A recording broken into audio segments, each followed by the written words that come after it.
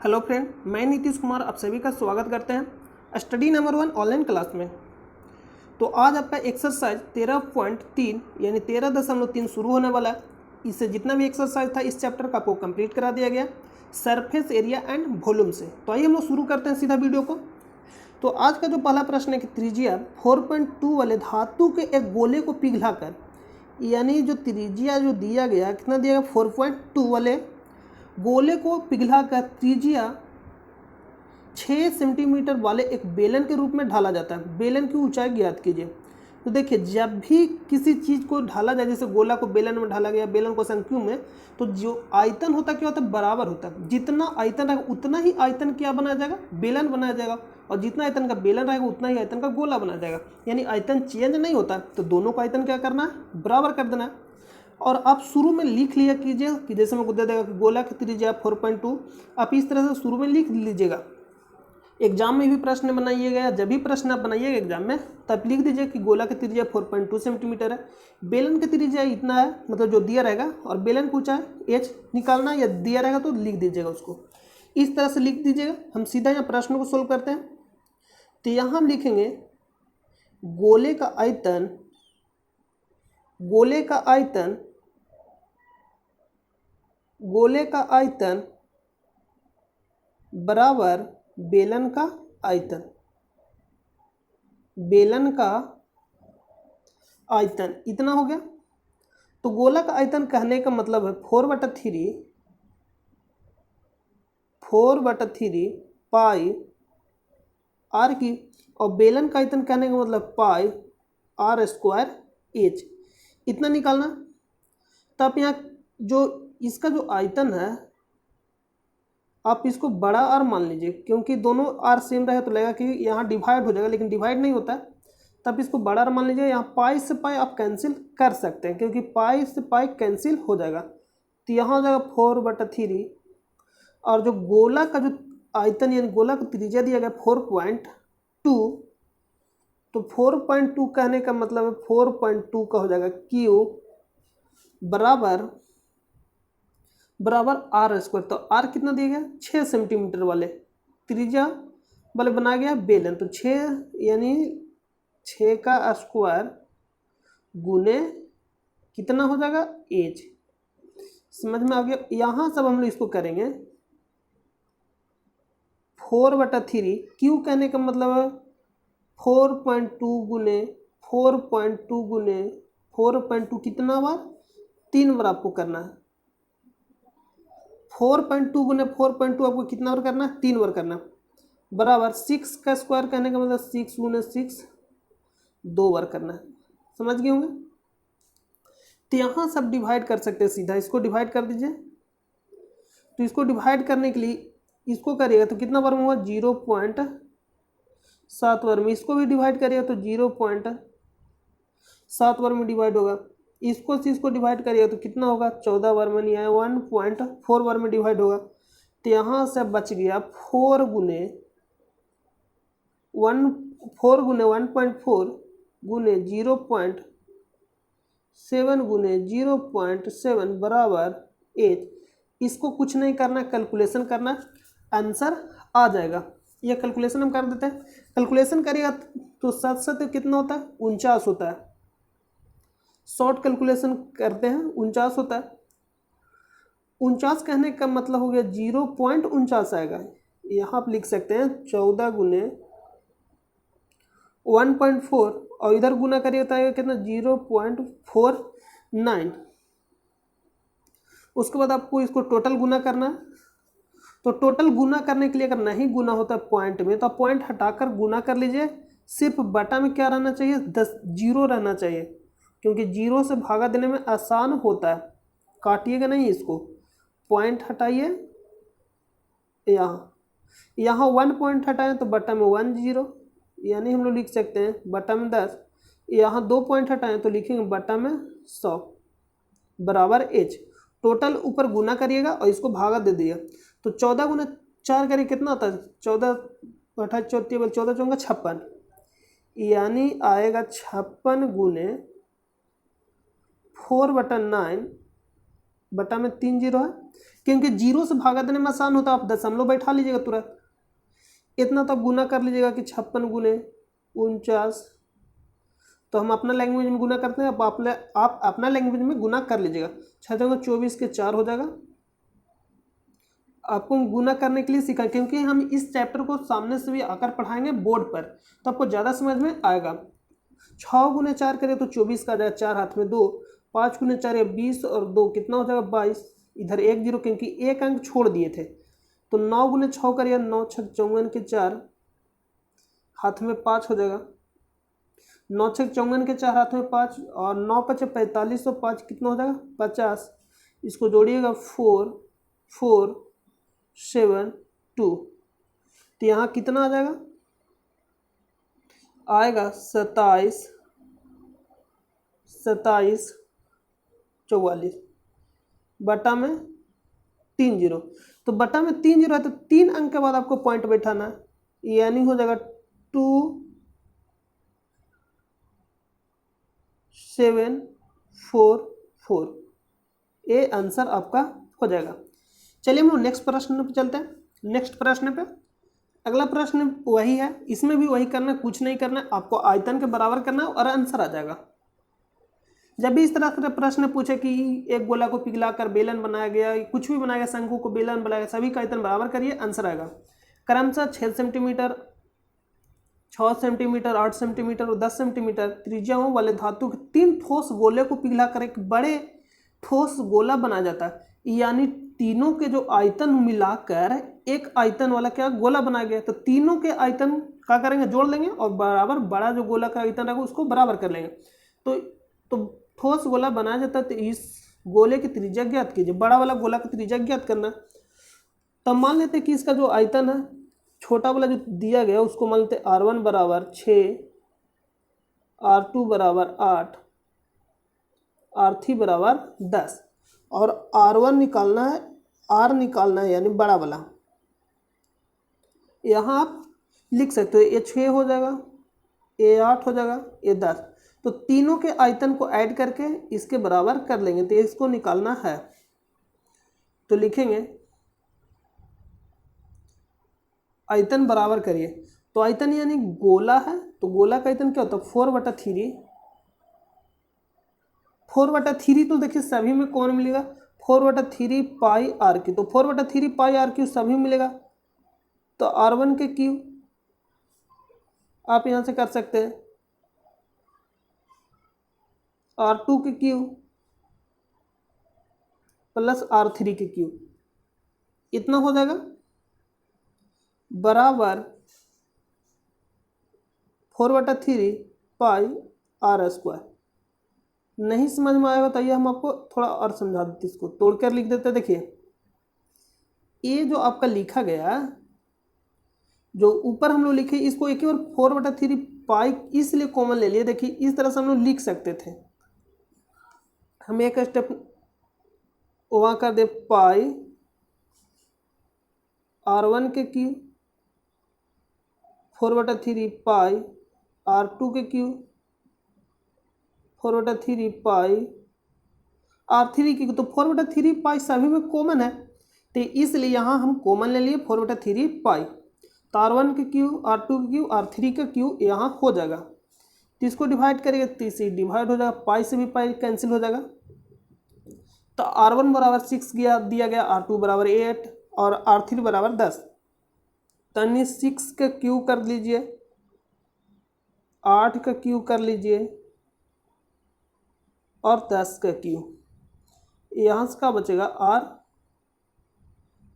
Square यहाँ कर दिए, नहीं बेलन ही बनाया जा रहा बड़ा, तो इसमें भी क्यू होगा।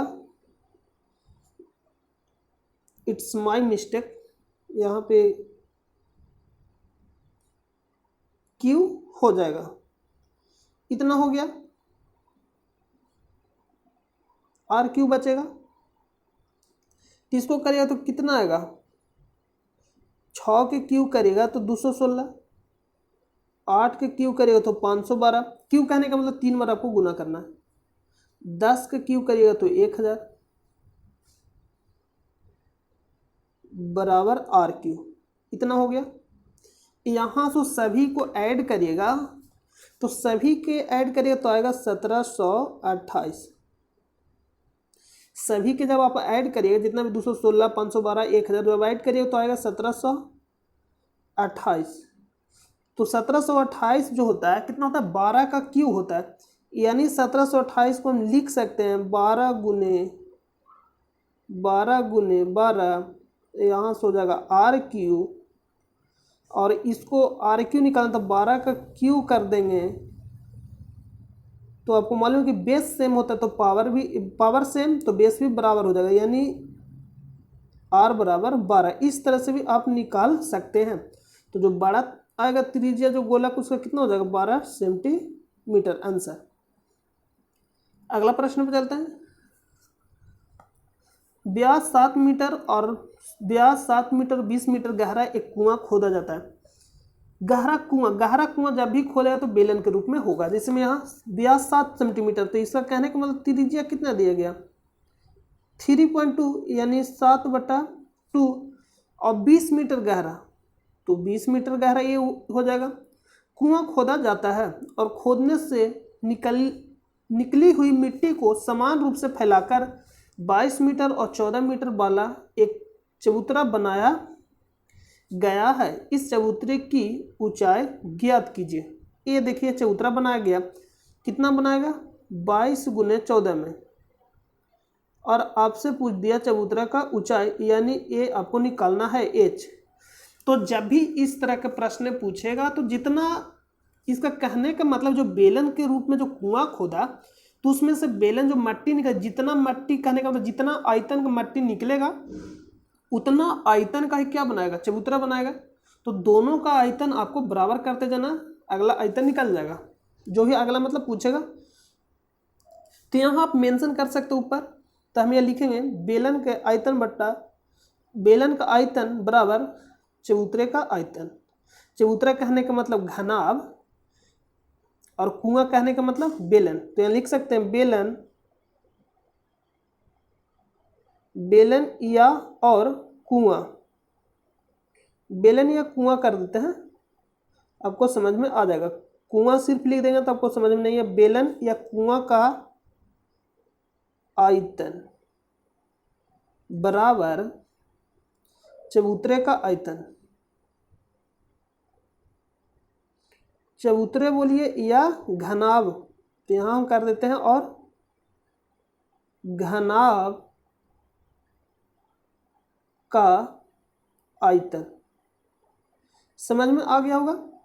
तो बेलन के जो आयतन होता है कितना होता है, बेलन का जो आयतन होता है पाई r²h, और घनाभ का जो आयतन होता है एल गुने बी गुने एच, कुछ इतना ही होता है। तो पाई बराबर कितना हो जाएगा, 22/7, क्योंकि प्रश्न में जब तक कुछ नहीं बोलेगा जब तक कितना रखना हमको, पाई बराबर 22/7 ही लेना है आपको।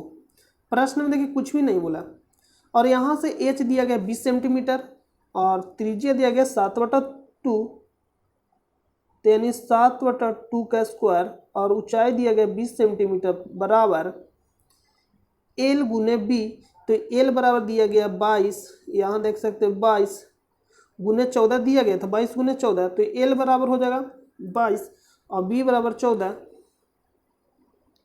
एल बराबर 22 बी बराबर 14 गुने एच। एल बराबर 22 गुने बी बराबर 14, यानी एल बी एच इतना हो जाता है। एच का वैल्यू निकालना, तो यहाँ से हम कर सकते हैं 22/7 गुने स्क्वायर कहने का मतलब है 2 बार गुना, इतना होगा, और इधर 22 गुने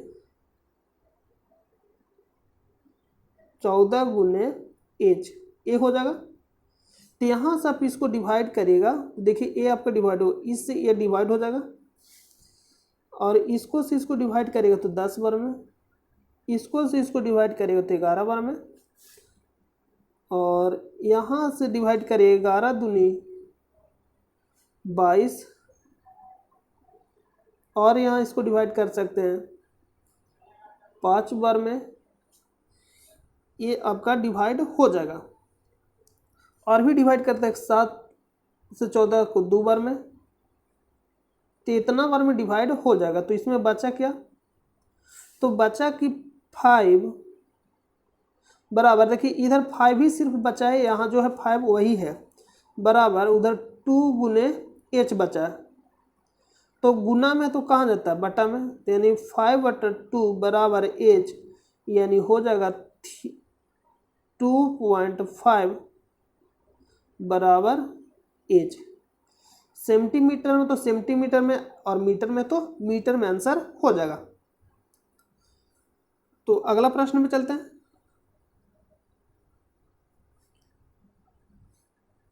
अगला प्रश्न है कि व्यास 3 मीटर का एक कुआं और 14 मीटर की गहराई तक खोदा जाता है। ठीक है, सेम प्रश्न है, सिर्फ यहाँ व्यास चेंज हुआ है, यानी त्रिज्या कितना हो जाएगा 3/2, क्योंकि त्रिज्या जो होता है व्यास के आधा होता है।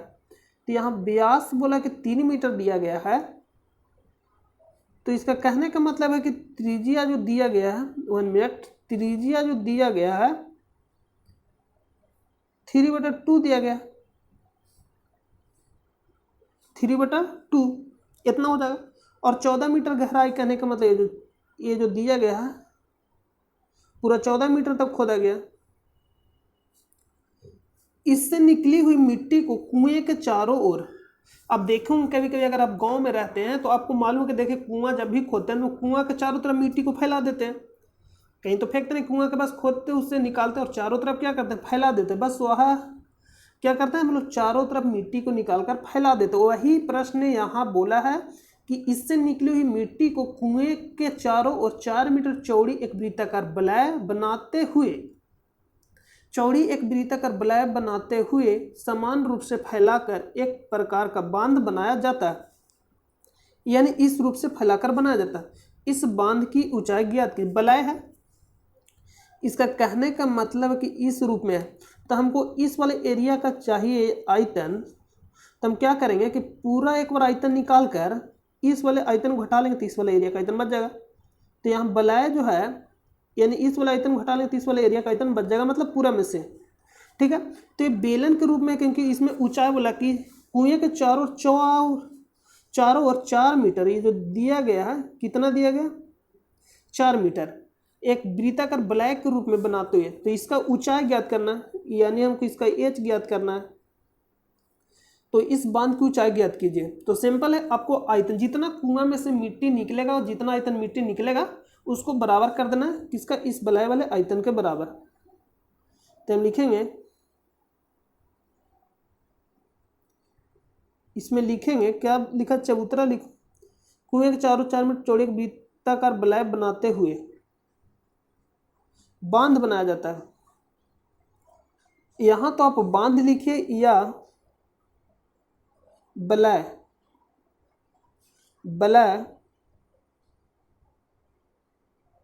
का आयतन, वृत्ताकार बलय का आयतन हम यहां पे कर देते हैं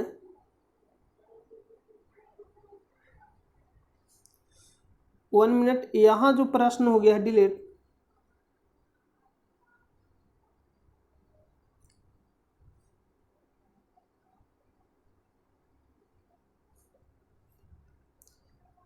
प्रश्न डिलीट हो गया, तो आप यहां देखिए इसमें ये आपका प्रश्न डिलीट हो गया था, तो देखिए यहाँ ये आपको हो जाएगा। तो इतना हम लोग लिख सकते, तो हम लोग लिख सकते हैं वृत्ताकार बलय का आयतन,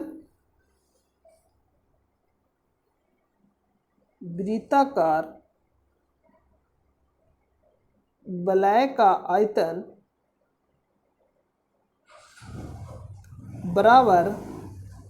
बराबर बेलन का आयतन या कुआं का आयतन। अभी अब आपको बताएं कि जब भी कुआं खोदेंगे तो किस रूप में खोदेंगे, बेलन के रूप में। तो बेलन का आयतन या कुआं का आयतन भी आप यहाँ लिख सकते हैं, कुआं का आयतन लिखेगा और यहाँ बांध का आयतन लिखेगा, ज़्यादा अच्छा रहेगा, क्योंकि हम आपको समझने के लिए लिख दिए। तो बलय का जो आयतन होता है वो होता है pi into pi r² minus pi into बड़ा आर स्क्वायर माइनस छोटा आर स्क्वायर गुने एच, इतना हो जाएगा। और बेलन का जो आयतन था पाई आर स्क्वायर एच, तो बोलिए सर दोनों में सेम है तो इसको हम मान लेते हैं बड़ा एच, इतना हो जाएगा। ऐसा इसलिए हुआ क्योंकि देखिए बड़ा जब इसको निकालेगा तो बड़ा कहने का मतलब बेलन के रूप में, तो बड़ा वाला बेलन का जब आयतन निकालेगा तो तब पाई, बड़ा वाला column pi r square h, और उसको में से छोटा वाला को आप घटाइएगा तो पाई छोटा आर स्क्वायर एच। तो देखिए दोनों में पाई एच कॉमन मिल रहा है, इसलिए हम पाई कॉमन ले लिए, इधर पाई कॉमन ले लिए, इसको एच को इधर भी आप लिख सकते हैं पाई एच एक साथ भी इस तरह से। देखिए पाई एच बड़ा आर स्क्वायर माइनस छोटा स्क्वायर, इस तरह से आप लिख सकते हैं। तो यहाँ सब ध्यान से देखिएगा कि 3/2 हुआ तो यहाँ से भी तो 3/2 भी ए भी 2 होगा 3/2, तो 3/2 तो ए हो जाएगा छोटा है यानी छोटा त्रिज्या हो जाएगा आर बराबर, छोटा आर हो जाएगा कितना 3/2, तो 3/2 का और बड़ा आर निकालने के लिए यहाँ से आपको यहाँ तक चाहिए, यहाँ से लेकर यहाँ तक। तो हम इसमें क्या करेंगे कि जो 4 दिया गया उसको ऐड कर लेंगे। तो जब आप ऐड करिएगा 4 + 3/2 तो कितना आएगा 11/2। जब इसको ऐड करिएगा तो कितना आएगा 11/2, तो हो जाएगा जो बड़ा वाला हो जाएगा, यहाँ लिख देते हैं हम कि जो बड़ा हो जाएगा कितना हो जाएगा 11/2 आ जाएगा। ये जो आपको आ जाएगा बड़ा वाला जो आ रहा है कितना आएगा 11/2, और जो छोटा वाला आ रहेगा ए जो आर बराबर 3/2, इतना समझ गए हम। तब यहाँ से आपको क्या करना वैल्यू रखना है, तो यहाँ से पाई से पाई कैंसिल कर सकते हैं। तो बड़ा वाला जो आर है 11/2 आया है, तो उसको 11/2 का स्क्वायर माइनस छोटा जो आर था 3/2 का स्क्वायर गुने एच, एच बलाय का एच आपको निकालना था यानी बांध का ऊंचाई, तो ये तो एच रहेगा। और इसमें जो आर दिया गया इसका आर कितना दिया गया था 3/2, तो लिखेंगे 3/2 का स्क्वायर गुने एच। और यहाँ आपका ज़्यादा माइंड काम कर रहा हो तो इसको काट दीजिएगा, तो ऐसा नहीं करें क्योंकि इसको अभी घटाना पड़ेगा। तो हम इसको क्या करेंगे 11/2 का स्क्वायर कहने का मतलब है कि आपको बताए थे a - b का स्क्वायर, a - b का स्क्वायर बराबर बताए थे कि एक बार माइनस में लिखेंगे और इसी को हम लोग एक बार प्लस में लिखते हैं, इतना हो गया। इस फार्मूला को यहाँ यूज करिएगा, तो यूज जब आप करिएगा इसको इसमें तो आएगा क्या 11/2 माइनस 3/2 इंटू 11/2 प्लस, आसान होगा गुना करने से बचिएगा, कैलकुलेशन ज़्यादा हार्ड नहीं होगा क्योंकि कैलकुलेशन जब भी आप बनाइए मैथ तो उसको इजी में करके बनाइए तो ज़्यादा आसान रहेगा। क्योंकि कैलकुलेशन अगर मान लीजिए कि आप बना भी रहे प्रश्न आपको बनाने भी आ रहा है और कैलकुलेशन को इतना हार्ड कर दे रहे हैं कि आंसर ही नहीं आएगा एग्जाम में, तब कैलकुलेशन को ईजी करके बनाइए। कभी बनाइए मैथ के तो यहाँ इसको स्क्वायर करिए तो कितना हो जाएगा 3 का स्क्वायर हो जाएगा 9 और 2 का स्क्वायर हो जाएगा 4 गुने एच। तो एच का तो वैल्यू दिया गया था बेलन का ऊंचाई 14 दिया गया, तो हम लोग रख देंगे क्योंकि यहाँ वैल्यू रखना पड़ेगा, तो यहाँ रखेंगे 14, इतना हो गया। अब इसको घटाइएगा तो आएगा 8/2 और इसको जोड़िएगा तो आएगा 14/2। एलसीएम लीजिए क्योंकि सेम है, तो सेम है तो ऊपर वाला सिर्फ घटा देना, ऊपर वाला को जोड़ देना, बट्टा में जितना उसको रख देना। तो 8/2 गुने कितना 14/2 बराबर सॉरी गुने एच 9/4 गुने 14।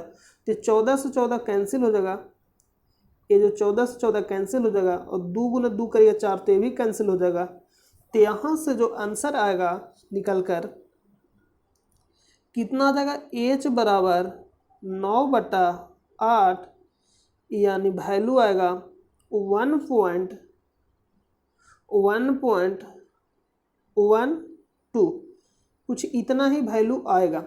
जब इसको भागा दीजिएगा तो कितना आएगा 1.12।